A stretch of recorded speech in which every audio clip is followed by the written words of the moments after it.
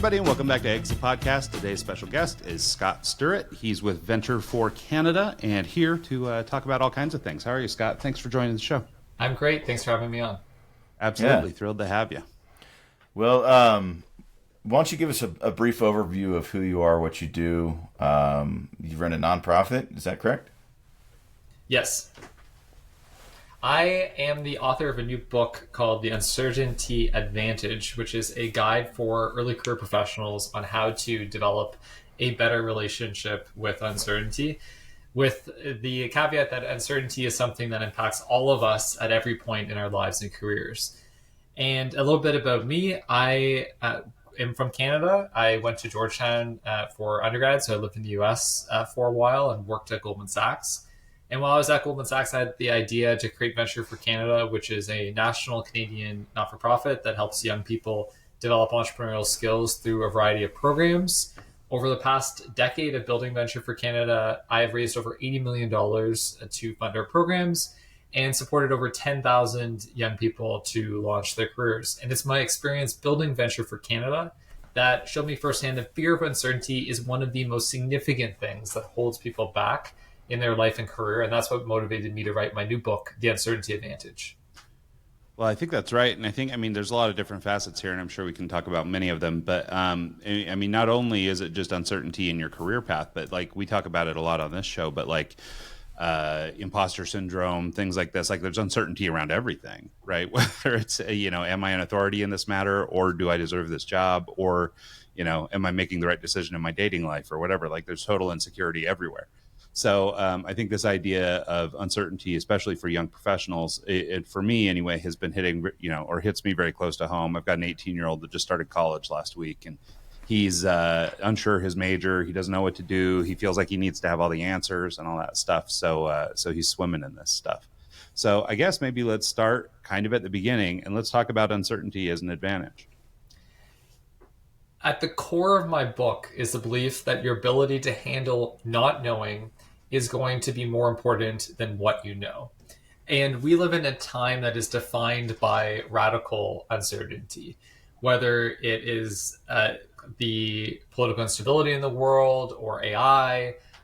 The world is changing at a rapid pace. There's actually a thing called the Uncertainty Index that shows the world today is around 4 times more uncertain than it was in 2008. And we don't choose what era that we are born into, but we can choose what is our relationship with uncertainty. And because uncertainty is the defining aspect of our times, learning to embrace uncertainty, to not just tolerate it, but to actually benefit from it, is a superpower for someone in their life and career. And the great thing about uncertainty is it's a teachable skill. You can learn to cope better with uncertainty through a few different things I talk about in my book in more detail. So if you're somebody who is afraid of uncertainty right now, you're not predestined to fear uncertainty the rest of your life. You can get better at managing uncertainty over time. Yeah, I think it's a really great point, because like if you think about it, like, and this will be a really gross history sketch, so don't anybody quote me on anything. But, like in the 30s, 40s, 50s, let's say, like you might go into the family business, or you'd work at the same factory that your dad did, or you'd, whatever. So like there weren't as many choices, I guess, right? And so in terms of certainty, you could basically go to school and work your career and kind of live whatever they call, at least in this country, the American dream. And you could do that without really having to worry about so much stuff, and then you fast forward to today. And like you mentioned, there's politics and everything, but just the internet alone, right, opened up the doors to so much more information and content and opportunities and suggestions and, all these things that have just really murkied up the water. And so more than just, I guess, learning to cope or I guess living a life that became more uncertain, like it's actively being pushed on you, like the uncertainty, right? Like this thing is like really being just wadded up and thrown at young people now. And I think it's just because of all the noise on the internet and social media and in life and business and everything. It's just, we live in such a complex world now. So how do you start to cope with some of that? The only way out is through. You need to face uncertainty in the eyes and go directly into it. The more that you try to avoid uncertainty, the more that uncertainty ends up controlling you. And we live in an era where there are so many different opportunities out there for us. An era of rapid change means that both things can become like obliterated really fast, but it also means that there's new opportunities that can emerge really quickly. Look in the last 10 years, crypto, Bitcoin, AI startups, like the list goes on. Like if you're an early adopter of something that ends up becoming society changing, it can reap a ton of benefits for you. So what I encourage people in the book to think about is frame uncertainty as, rather than something to fear, think about what are all the possibilities and all of the opportunities that can come for you as a result of the uncertainty. So it really requires a mindset shift. If you view uncertainty in a positive way, I think you're much more likely to benefit from uncertainty. So I'm sensing you had some uncertainty in your career. Is there a reason you decided to take on this topic, and why? It's an interesting one, but usually it comes from personal experience. Absolutely. So both my experience helping a lot of people navigate uncertainty motivated me, but also my life experience, both loving uncertainty at some points, but fearing uncertainty at other times. In terms of when I really leaned into uncertainty was when I was 22. I was working at Goldman Sachs in New York City at the Goldman Sachs headquarters, and I quit my job to go create a not-for-profit that didn't exist, had no money, and I was literally working out of an apartment with no furniture, sleeping on the floor for like 2 months. And that was a time where I've loved uncertainty, and I've seen the benefits of it in my life and career over the last 11 years. But I also have been paralyzed by uncertainty. During COVID, it was a really tough time for me. I was diagnosed with obsessive compulsive disorder. I really felt my world kind of become smaller and smaller. And things that today don't really stress me out at all, like 5 years ago, felt like a shell of myself. Now I feel in some ways more comfortable with embracing uncertainty than at any other point in my life. The point being for a listener is that our relationship with uncertainty ebbs and flows. So Mike, to answer your question, this is deeply personal for me because I've seen that you can learn to develop an amazing relationship with uncertainty if you do certain things. Yeah, and I think you're right. I mean, I think people want, or I guess let's say, I think people think they want certainty, which is they want to have this direct path and they want to know what they're doing. And I always use this example of like sort of my wife and her sister. So my wife was from a young age, she wanted to be a teacher. She went to school to teach. Now she teaches, a pretty direct path, right? So in her case, there wasn't a lot of uncertainty because she knew exactly what she wanted to do. My sister-in-law, for example, she went to school as a to become a social worker. And she really loved that work and all that. But where she lives, it was difficult to find work making any money doing that. So she took a job at a semiconductor factory. And in that role, she was working as a project manager and stuff. And now she's really grown to embrace that and, has been promoted all the way up the chain and now works at a new company where she's doing this kind of work. And, but it was totally a different path. So if in her case, she had allowed that uncertainty, I guess, to kind of block her path, where she was just like, no, I have to do this because this is what I said I was going to do. Now this is what I do. She might have ended up, a shell of herself in some sense, which is that she may have been far less happy doing that work in the long run than she was, doing the work she's doing now.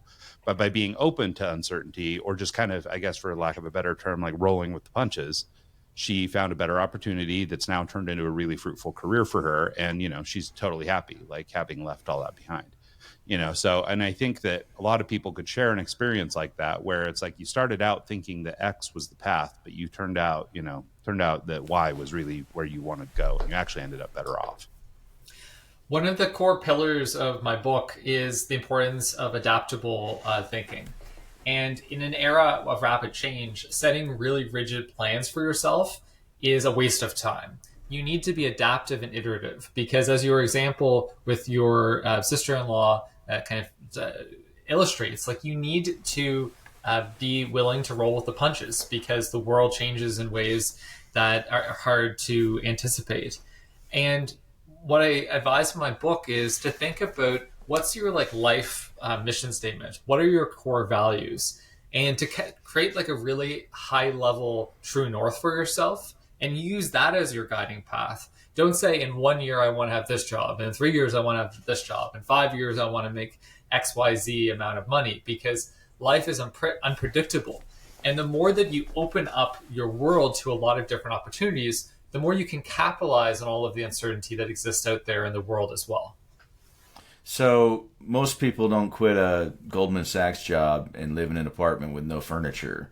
Um, that that to me, like you've got goals and you've got ambitions and things, and they're important. And I want to like throw that out there that yes, you want to have a target, something you're going for. If you didn't have the idea to have the nonprofit and do that, you wouldn't have left your day job and you would have just stuck with your 9 to 5 and done that. So there's got to be like a in the middle kind of. You can't be just I'm gonna fly by the seat of my pants and what happens happens. You have to have some sort of like target or goal or thing to go for. So you can't just yes, uncertainty happens and things change and you have to be flexible, but you do have to have some sort of idea of where you want to go. Two different points. The first one is that risk taking is something that's easier if you have more of like a financial like safety net and support. And it's to acknowledge that it's like if you don't have a baseline of like financial or like personal stability, I don't recommend going out at the deep end and taking massive risks. One of the things I talk about in the book is like how do you put yourself in a position where you can take big risks in your life and career? And part of that is building up a financial safety net to protect yourself. So that's the first thing. Is everyone starts at a different point, but it's dangerous just taking big risks if you're not if you don't have the proper kind of support in place. The second piece that I think is really important to say is that yes, it's good to have a degree of like a plan. In my case, with leaving Goldman Sachs, I left and I had been working on Venture for Canada on the side for 7 or 8 months. So I had a pretty good sense that this was like a valid idea that could turn into a real thing. But when you were talking, Mike, it made me think of my current situation because I'm still running Venture for Canada today, but we've hired a search firm. I'm actually leaving Venture for Canada at the end of this year. And after that, I'm going to go travel for 2 months, take a little break. And my plan is to go launch something new. I've reached a point in time where by the time I leave, it'll be almost 12 years. I am excited for a new kind of entrepreneurial journey. And in my case, I have even more of a safety net now. I know I want to be like an entrepreneur. I have an idea that I'm interested in pursuing, but the idea could end up evolving a lot. And anyway, all to say is that I think it's good to have a short-term plan. For me, I know what my true north is, which is that I want to launch like a startup, but I don't have like, I'm also not being rigid about it, that it needs to be XYZ idea, because as you folks probably know, once you get something into the market, your idea can evolve a ton. So to go back to my earlier advice, like set your broad goal of what you're trying to create. And in my case, it's a little bit more like I'm interested in creating a company in like a really specific kind of space. And then beyond that, I'm pretty like flexible on what that idea could evolve. So the point to listeners is yes, create broad goals for yourself, but recognize that the best laid plans, once they're on the battlefield, can be thrown out pretty quickly. Yeah. Well, and I wonder if we could maybe talk a little bit about that idea of true north, right? Like it seems kind of commonplace, or like folks should know what their true north is, thinking about kind of who they are and what they like and what, the things they're drawn to and all that stuff. But what we find in talking to a lot of people is that we end up kind of living other people's lives. And especially for young people, it's really easy to get caught up in whatever social media direction you're drug or whatever, path your friends are taking or whatever. So it gets even a little uncertain or a little murky around who you actually are. Do you have any tricks or anything that you do in your training that helps kids really identify who they are? I mean, I think if you really pin some kid down, and again, I'm just thinking of my own teenagers, but we can tell as parents, having lived with these kids for a long time, like kind of who they are in a number of facets, right? They behave this way. We can always expect they'll do this. They treat people this way because they always do, those kinds of things, where I don't know that a kid would be able to write all those down. Right. And so do you have any kind of methodology or approach that you guys use in sort of trying to yoke out somebody's true north, where they're being truly authentic about who they are and what they do and all that stuff, versus sort of I'm writing down what I think I need to so that I posture and look good as like sort of an entrepreneurial guy, or like, trying to put something out there that's maybe not totally me, but I'm wish casting a little. In addition to what I shared earlier, which was like the personal mission statement, the thinking about your core values, I'm going to talk a little bit more about how you can do that. In terms of personal mission statement, think about building a mission statement that is pretty like broad. So For me, it's help others achieve their full potential. And I went through like 100 different versions of this like life mission statement like 5 or 6 years ago.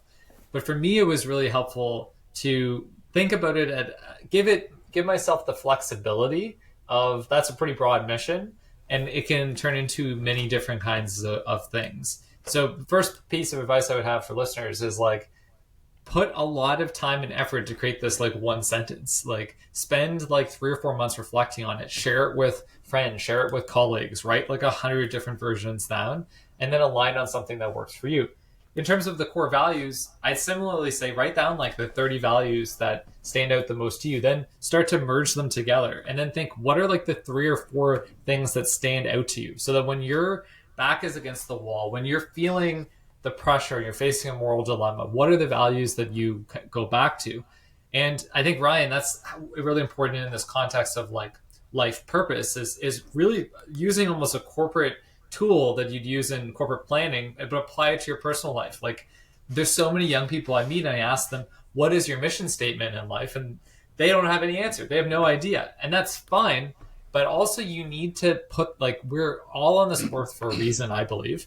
And it's important that you reflect on like, what's like the purpose of your life? So many people work so hard to get grades in school and to succeed, but they don't think about the why. Like, why do they do all of those things? Like, what is like the purpose of it? It kind of blows my mind sometimes. Yeah, and you see that in business owners and CEOs and everything, that they were chasing money or chasing whatever, and they don't know why. They're just doing it because it's the thing to do.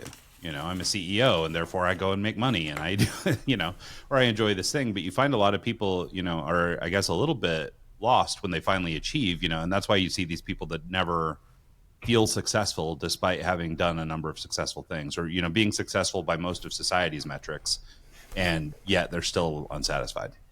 Totally. Like, I feel like I know a lot of people who've achieved financial goals for themselves and they've developed like substance abuse disorders. Like it's because like they feel this like emptiness that is like deep, but because they've been wanting this goal. They want 10 million, they want $100 million. So then you get that and you're kind of like, well, now what? Like I now feel empty because this thing that I've been chasing for the whole of my life has now been achieved, and I have no greater sense of like purpose for why I exist in this like world. I think the other tool that's really helpful to think about is ikigai, which is like a Japanese term that's popularized a lot in kind of career development discourse, which breaks it down into 4 different things, which essentially gets people to ask this question of like, what are they good at? What does the world need? What can they be like, make like a decent like living on? What are they good at? What does the world need? What do they like? And what can they be like compensated for? So those are the 4 kind of things. And I think it's a great little sort of Venn diagram when people do it, because it really helps. Like some people can be Pollyannish and think, oh, I'm going to go like, play with koalas all day. Well, it's like, okay, what does the world need, and what does can you make a living on it? And in giving this advice is I'm not a big fan of the follow your passion. Like to Mike's point earlier, you need to be pragmatic, and unless you're like a child of a billionaire, on like how are you going to like pay your bills. But I think the ikigai concept also is something that's really helpful for people to be thinking about. Yeah, I think that's right. So one of the things that we sort of touched on, and I think it's maybe just a natural next step in this conversation, is moving into this notion of entrepreneurial mindset for everybody. And I think in part it's kind of what you're describing here, putting kids on the path of mission statements and these things, right? You're sort of, and even just the adaptability that you mentioned, even in the work that you're trying to do moving forward, and coming out of school and leaving Goldman Sachs and starting this business, all these things are sort of the mind of an entrepreneur. And I think that there's some characteristics you can take there. I mean, there's plenty of entrepreneurial mindset things that we would probably not encourage.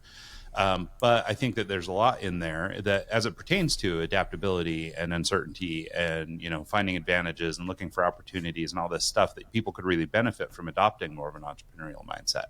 What do you guys, or how do you teach that, or how do you bring that to people who maybe aren't sort of naturally inclined to do that work? To be entrepreneurial is to identify and act upon opportunities to create value for others. And to zoom in onto that, there's 2 main components. to identify. You have to be someone who is always out there scanning the horizon for different opportunities. You can do that through reading a really wide range of different kind of content.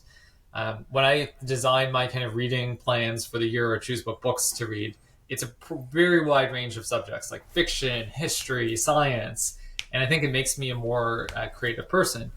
But also go out and like talk with a really wide range of different people from all around the world who work in different industries. Like talk to people who have different views than yourself. And I think that's something that's really valuable in life. And that's how you can get better at identifying opportunities that are out there. Then beyond identifying, you need to act on opportunities. So run pilots, test ideas. Like just because you have a bunch of ideas doesn't mean anything if you don't act on it. Launch a side hustle. In Toronto, I run a little tour company where I take people on a food and history tour in a specific neighborhood in Toronto. I do it 2 or 3 times a year. And it's a great way to kind of flex my entrepreneurial muscle.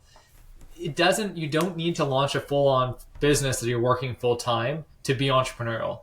You can be entrepreneurial in so many different ways. And the final thing is that it's really important to think about an entrepreneurial mindset, not just in the context of a founder, but also for people who work in big companies, who work in any kind of sector. Increasingly in a world that is defined by rapid change, we all need to be like the CEOs of our own like life. And that means we need to take radical accountability for ourselves. I think the era of the 9 to 5, 40 hour a week for a 30-year job is like dead. And it's been dead for a long time. If you don't have an entrepreneurial mindset, you really risk being left behind in a world that is moving really, really quickly. Very true. So when you started this new venture and you're trying to raise a bunch of money for a nonprofit, networking is one of those things that is critical for that. And developing a network of business professionals is important for any entrepreneur. Can you maybe talk about the first few years of starting the nonprofit and how you built your network to accommodate it? Totally. When I moved back to Canada from New York, I moved to Toronto, which I didn't grow up in. I grew up in the far east coast of Canada, Nova Scotia, north of Maine by a fair bit. So a relatively isolated place in the context of North America. And when I moved to Toronto, I literally knew pretty much no one. Like no one well. I had some like acquaintances, but I was moving back to Canada, but in many ways I felt like I was an immigrant because I was moving to a place that I barely knew like a soul. And it required so much hustle that first summer. I just turned 23. I was 22 when I left Goldman Sachs. A month into being in Toronto, I turned 23. And that summer, I just met with a ton of people. I probably met with like 150 people that summer. I would just go on a coffee meeting, like tour through downtown Toronto. And I met with a ton of people, some who ended up becoming donors, some who ended up connecting me with people or organizations that became really significant donors to our work. So were you just showing up at a coffee shop and saying, "Hey, how are you?" No, I was not doing that. Okay. It's a great question. What I did initially was I cold emailed hundreds of people. I said, "Hey, I'm doing this thing. Can you chat?" And most people didn't reply, but enough did.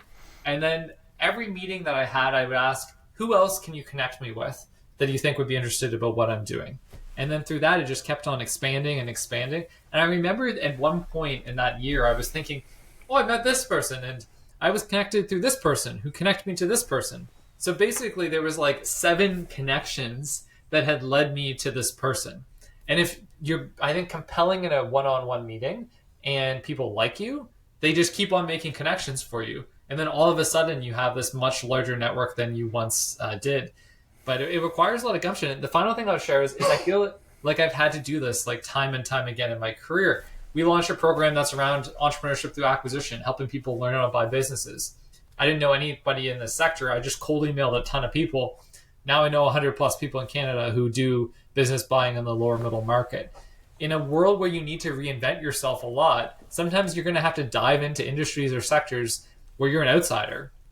And the advice I would have is cold email like a ton of people Go on a bunch of coffee or meetings or virtual calls and ask for additional people who you can get connected with.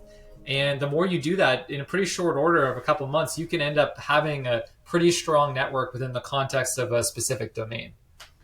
So there's a couple things here that I wanted to kind of unpack, which is first, in today's world, I mean, especially just kind of keeping the theme of uncertainty, I think one of the things that brings uncertainty is sort of this fear, and this fear causes inaction. So it keeps people from doing things they ought to be doing.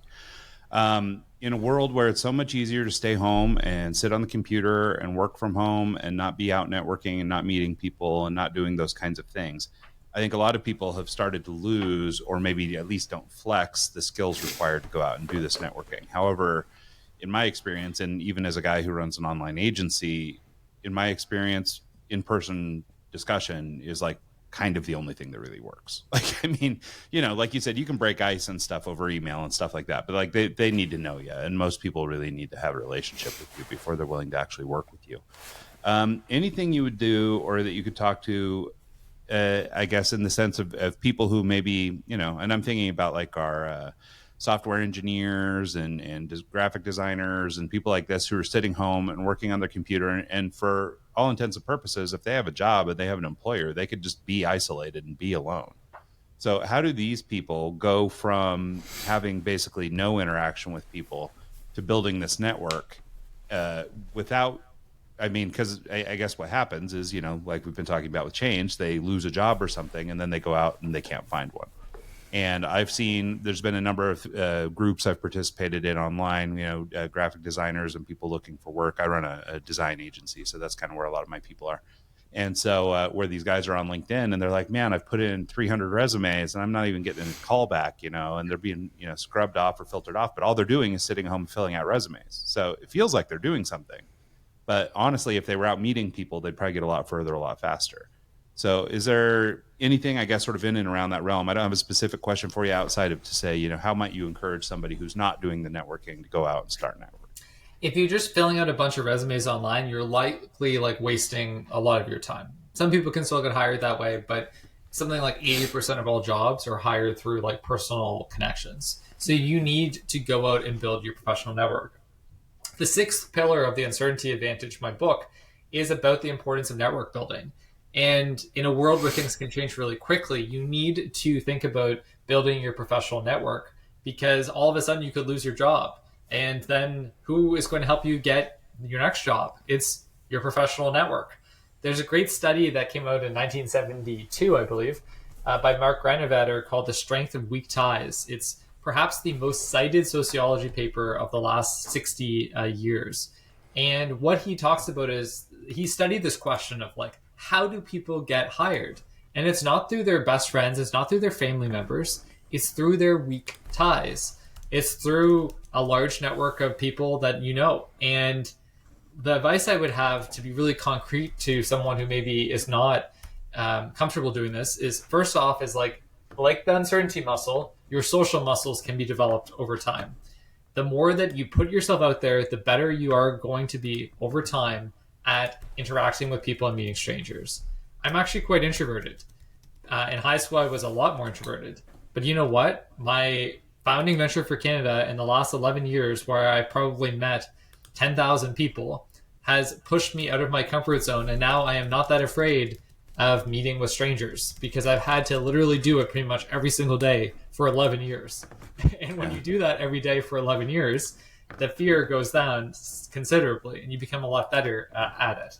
Well, and I think that there's a good point there that is just, you know, we talked earlier, you sort of mentioned the idea of holding ourselves accountable or personal responsibility. And I think there is a component to this where it's like no amount of good advice on teaching people to go network is going to make them go network. If they're not willing to do the work, they're not going to grow.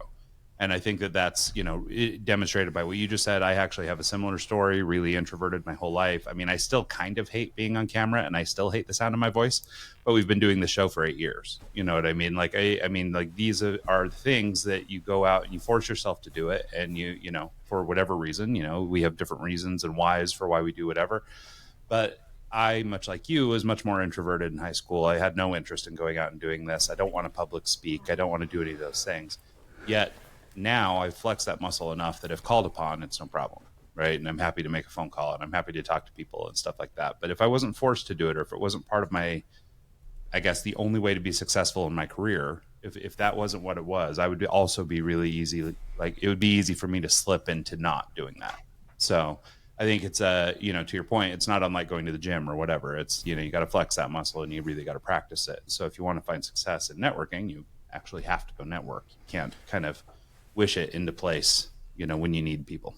I actually, I was just going to say that I think a skill that a lot of young people should actually try and do, get a sales job. Do something where you're actually selling something, whether it's on the phone or in person, or I used to sell auto glass door to door. Like I'd go and see a crack in their windshield and say, hey, looks like you need a new windshield. You know, how can we help, kind of thing. And just the first few times, it's very scary to go up and knock on someone's door and try and start having a conversation and sell them a windshield for their car. But after you've done it a few times, it's almost second nature, and it seems like it becomes easier and easier. And what do you know? You're selling more windshields. You're making more money. And just having that skill set and the ability to start a conversation with anyone and hold a conversation with anyone and be their friend, and it kind of, it's, everyone's on their phone these days. Everyone's staring at Instagram, at YouTube, and they'll sit next to someone at a plane for 4 hours and not say one word to them. And that to me, I mean, I'm guilty of that. I'll get in an Uber and hope that they don't say anything to me because I'm not in the mood.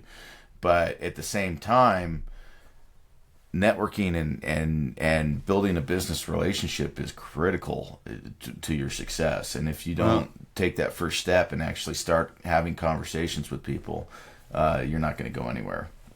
Well, and I would just add to that too, that, I mean, it's going to be a superpower for the young people who can do this, you know, for that very point, right? I mean, a lot of people spend a lot of time in their devices or solo or whatever, and they're not flexing this muscle, to keep that gym metaphor going. And, you know, so they're not exercising that muscle. So then, you know, the kids who are capable of doing that, or the young people who are capable of doing that, will be the ones who gain the most traction, who move the furthest, the fastest. And, you know, also just in the gym metaphor realm, I mean, it's amazing how fast your network will grow.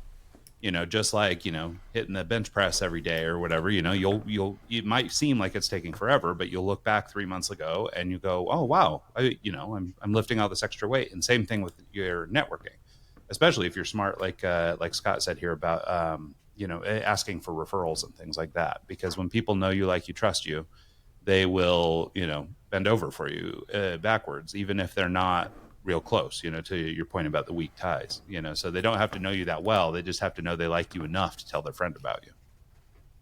Yeah, I totally agree. And I'll share something like that I've done as well to think around how I can nurture my weaker ties. Is I mentioned I met a lot of people through my work at Venture for Canada. And earlier this year, mainly motivated by book promotion, I created a monthly Substack where I email different folks that I know, and I share like the best things that I've read over the course of the year. And as I've talked with people, I say, oh, it's okay to kind of add you. And over the past year, I've added around, there's been now around 1,400 people who subscribe to the Substack. And most are people that I know in some kind of way. There's some who I don't know, but probably 90% I have some kind of relationship with. And there's like 60% of people who open it every month. And it's a really efficient way to keep in touch with like 1,400 people that I know. And over time, these things compound. Like, who knows, a year from now, maybe it's 3,000 people. And I can put out to this group of people, hey, what are your thoughts on this subject? And a bunch of people come back with ideas. One of the things I would actually really encourage more people to think about, because I feel like no one does this, is like create like a monthly newsletter for yourself and do it in a way that like is not just like Christmas card and like bragging. Like it's around like actually adding value. It's not like, here's a picture of me on the beach. I think if you are adding value and you're keeping in touch with people, it could even be once a quarter. It's just a way so that they're constantly like reminded that like you exist. So then you're nurturing that relationship in like an efficient way. So that's one thing I personally found has been really helpful for my own life, and I recommend a lot of others think about doing it. It's not that much work. Yeah. Well, and I think it's a good thing to think about too, especially for, I mean, there's this idea or this notion of 1,000 true fans, this guy Kevin Kelly talks about. And, it has to do a lot with business and things like that. If you have a business, but you have 1,000 true fans, that's really all you need to find success. That's enough people. And so, but also to the point of like your Substack, right? I think people feel this pressure, like, oh man, I don't have 1 million subs. I don't, people aren't paying attention, blah, blah, blah, blah. It's like, no. You don't need 1,000. Like in the case of your list, for example, you have 1,400 people who you actually have some kind of relationship with, or, whatever percentage of those people you do. And so it's like, so yeah, that ability to keep in touch. I mean, you may not be able to keep a close relationship with everyone through a newsletter, but you're kind of keeping, for, I guess, to keep it in sort of business parlance, you're keeping that lead warm, right? You're talking to that person and you just never know when you're going to need a thing, I mean, we do this all the time with the podcast, right? I mean, you mentioned earlier, you were trying to find people who knew something about buying and selling businesses. If I had known you then, we've had a dozen of them on the show that I could have pointed you to, including a few in Canada. You know what I mean? And it's like, so we meet people that do these things. And so like, just by having a connection with us, I could have made that connection for you. And then you could have made, so, I mean, it's funny how just staying warm and building that relationship and staying in touch and, and it just doesn't take that much work, I would even say that just having the gumption to ask, like a lot of people, they have the connections and they have the friends, but they aren't willing to ask them for help or ask them for a referral. And just that step in the process is what's going to build your business exponentially. If you, in the sales position that I had, hey, do you know anyone that has a broken windshield? Can we help them? That question just do you know anyone that can help with this nonprofit? Do you know anyone that's interested in this or X, Y, and Z? You leverage their network to help build your network. And yeah. Well, and I don't know, Scott, if you have a thought around that. I mean, even just me selfishly, I mean, like this is something I don't do either, right? So, I mean, I've met a lot of people over the years. I know a lot of folks. I never ask for anything ever. And it's not that people wouldn't be willing to help. It's just, I don't know. I don't feel like I want to come to people and bother them with my dumb thing, whatever it is. And so is there something, I guess there's a trait there or a characteristic or a strength to build, which is this willingness to ask, not to be abusive of those you care about, or maybe you don't even know them that well, but, so you don't want to be abusive of this, but how can we, I guess, leverage our network in a way that doesn't feel, oppressive or like we're trying to get something out of people in a greedy way? I think the first is like give value to your network. Like the more that you are authentically generous, seeking nothing in return, the more that I think you are going to be like successful. But you have to do it in like an efficient way. When I was early in my career, I could say like yes to everyone because I didn't have that many demands. I'm now reaching a point in my career where I have enough inbound things where people are asking me to do things that I can't do it all. Like I'm beginning to have to say no more than ever. So I should share that in the sense that sometimes the give first, people are like, okay, yeah, sure. And then I think people get burnt out. But you have to think about how can you give in a way that is sustainable. So for me, often that's just like email introductions. Like I know a lot of people in Canada. If someone needs help with something, I'll think, oh, who's a good person for them to talk to? And then I connect them and then it takes me 2 minutes. And potentially that adds a lot of value to those different people. Or I'll do like a quick 30-minute call. I talked to someone a couple of years ago and she was in the early stages of creating a not-for-profit and I gave her some advice. And then like 2 years later, she just LinkedIn messaged me like a couple of weeks ago and said, thanks so much. Like this not-for-profit wouldn't exist if it wasn't for some of the advice that you gave me. So anyway, just be judicious in your giving because the more well-known you become, the harder it is to say yes to everything, and you have to be pretty judicious. The other thing I'd say is that, just in general, think about ways that you can like add value to other people. My newsletter, like I send out curated things, like what are the best book that I read, the best articles. Like I try to, those are little things, but I'm trying to like add value to other people. So that, and many people have said, hey, I watched this TV show because you recommended it. I read this article and it changed my perspective on this. So there's many different ways that you can help other people. But to answer your question, Ryan, I think the way that you create a network that ultimately benefits you is you actually create a network that benefits other people. Yeah, I like that a lot. So I want to change or turn corner a little bit and talk about something different that I think you sort of advocate for that I think is a little bit controversial. And it's one of these things that it never ends. It goes back and forth, right? So I don't think there's really a true right answer here. So, but I love the idea of exploring this idea because both Mike and I fall into this bucket. So one of the things you tend to advocate for, at least my understanding is that you advocate for being a generalist in your skills. Over maybe niching down or specializing, and maybe there's a case for both sides of this. But for in the sense of generalization, both Mike and I are wild generalists. We do a million things for a million people and all this stuff, and we always have done it that way. And this notion of niching down into a specific thing is, at least for myself, and I won't speak for Mike, but for me, it's really stifling, this idea that I can only do this one thing forever. Because look at me, I can do all these things. And so, so what are your thoughts around sort of generalist skills versus specialized skills, and like what role does each play? I think that generalist skills are going to become more and more important. And the reason being is AI. AI is a game changer that I think will mean that we all will be able to tap into certain specialist skills that we didn't previously have the ability to do. Think about like vibe coding, which we're just probably at the beginning of, but the ability to do a lot of technical things through AI is just going to, I think, take off. Which means that then the ability to be a generalist is going to be more and more important, because the most important skills to me that fall under this generalist umbrella are collaboration, the ability to work well with other people, the ability to manage your time and attention effectively, to prioritize. These are the skills that are important. Communications, public speaking, those are the things that are harder to automate.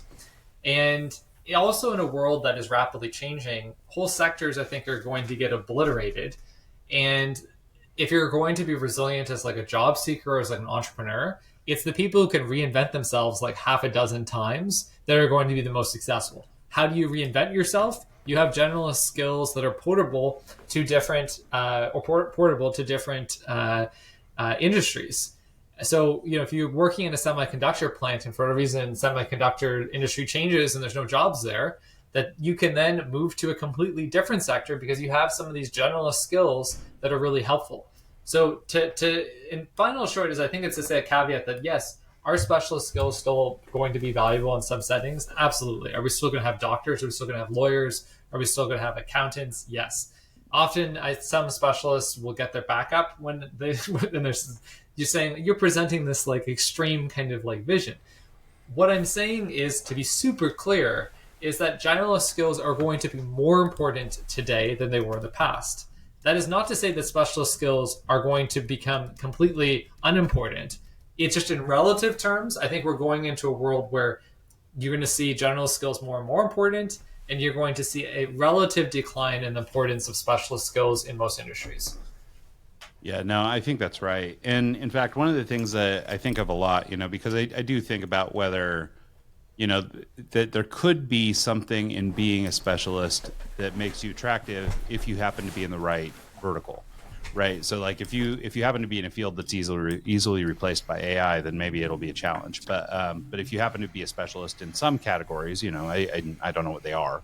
But if you happen to be a specialist in a specific area that's not necessarily affected negatively by AI and technology, then I think you still have a real opportunity in that space. And that being the specialist is actually going to be a good thing. But then, as I thought more about it and I sort of trickle it down, I think what it really is specialist, generalist, whatever. I think being a generalist is ultimately better, but I think what you have to have is a perspective. And I think if you, as a generalist, and this goes back to our discussion early on about, core values, things like this.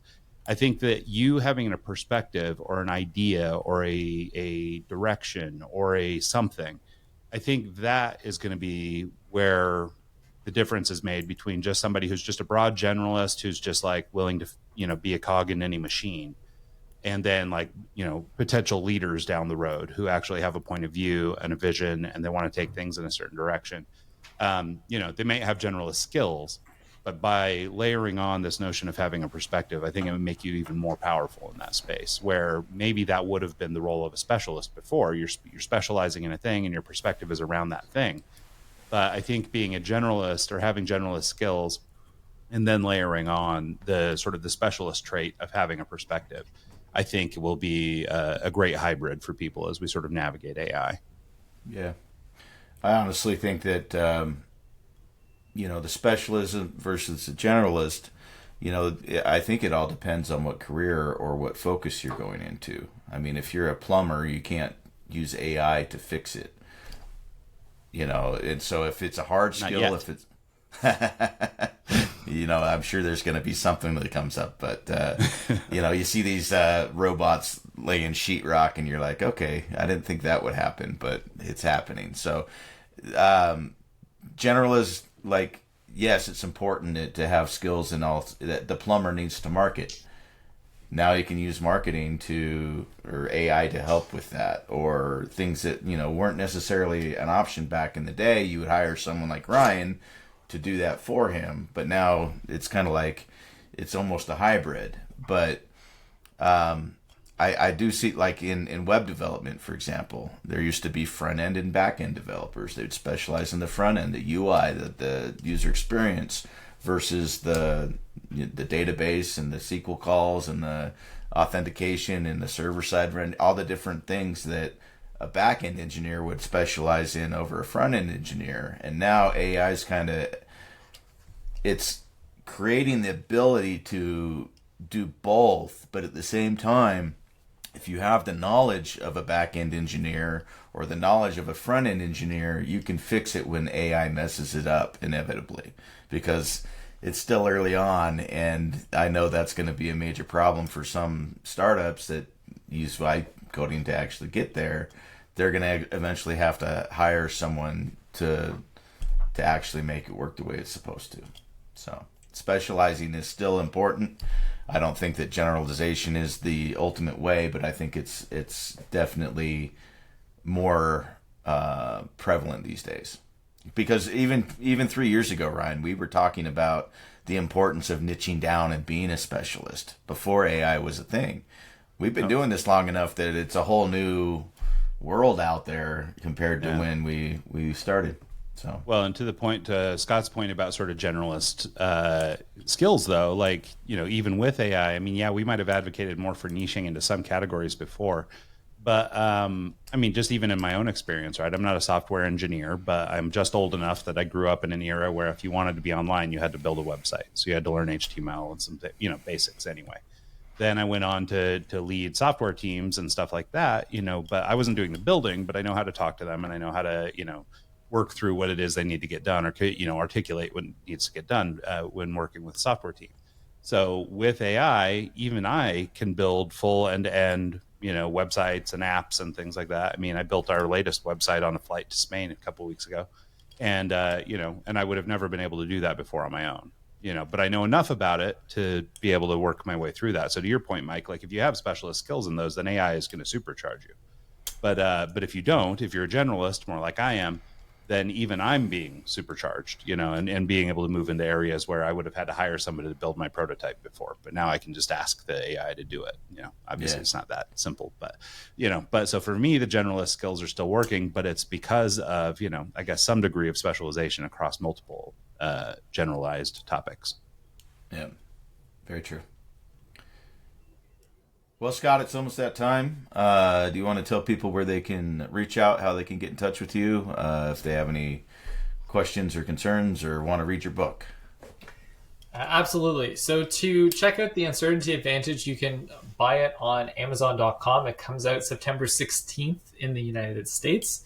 It's already available as of August 19th in Canada, where on Amazon.ca, it's already been a bestseller in 2 categories and topped the top 1,000 books on Amazon. And to learn more about me, you can check out my Substack by checking out Scott Stirrett. And you can also visit my website by just Googling stirrett.com. And on my website, there is a short quiz where you can get a score to figure out what is your current relationship with uncertainty. It gives you a score from 0 to 48. And one of the first steps in learning to develop a better relationship with uncertainty is understanding what is your current relationship with uncertainty. So those are the main ways that you can find out about me. And in terms of buying the book in general as well, you can buy it at Barnes & Noble, independent bookstores across the U.S. Thanks. That's awesome. Well, thank you so much, Scott. This has been awesome. I think it's going to be something I'm going to make my kid listen to. I think this stuff's really important. I've noticed just with kids, my own kids, but kids his age, 18, they just, they lack a resilience that I think was maybe more common in an older generation, where they don't handle change as well as we once did. And maybe it's because we've grown up through all the Wild West and the chaos of the internet and all this stuff appearing over our ages, or over our, tenure, that so much change has happened that we were kind of forced to be good at it. But for at least for my kid and for friends of his, I know that this idea of being adaptable and stuff like that is really scary right now, especially as they're just entering college and trying to figure out what to do from there. So I think this is all really great information. So thank you so much for sharing it with us. Thanks so much for having me on. Absolutely. And thanks so much to everybody who tunes into the show this week and every week. And we'll see you guys next time.